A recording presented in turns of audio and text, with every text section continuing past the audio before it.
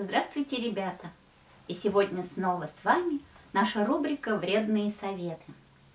А я хотела рассказать вам про куклу, про нашу Бабу-Ягу. Как вы уже успели заметить, кукла эта на ниточках. Такие куклы называются марионетки. Но у нашей куклы из головы и спинки есть такие специальные штоки. Поэтому наша кукла называется штоковая марионетка.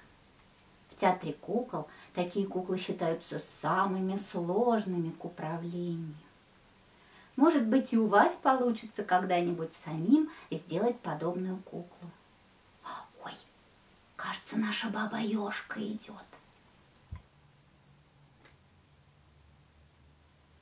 А вот и я. Удивлены? Вижу, что удивлены. А я тут посидела, подумала.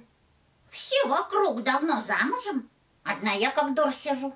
Непорядок. Вот, нарядилась. Буду ждать жениха. А то ведь я такая умница, такая красавица и одна. Непорядок. Такая советчица.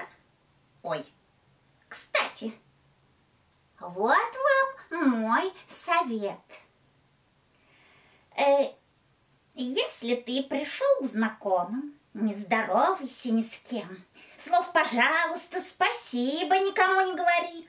Отвернись и на вопросы ни на чьи не отвечай. И тогда никто не скажет про тебя, что ты болтун.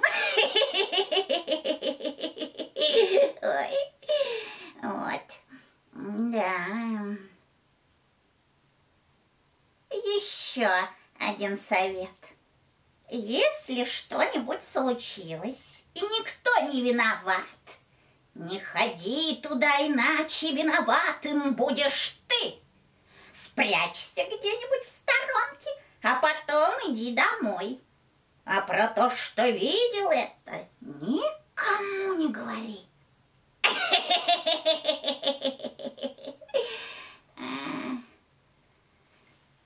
Да. Вот, еще вспомнила.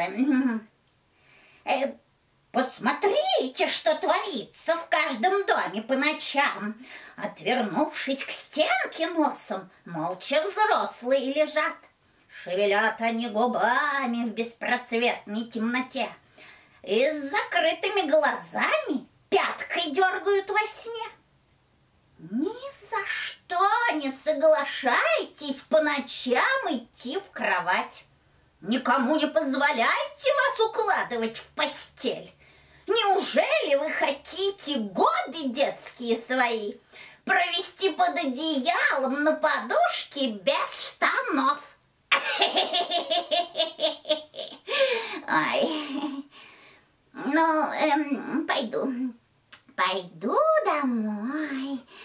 Надо сидеть дома. Пойду. Ой, ну Баба-Яга, ну дает. Ну, глядя на нее, понятно, к чему могут привести ее советы. Ну что ж, друзья, до новых встреч!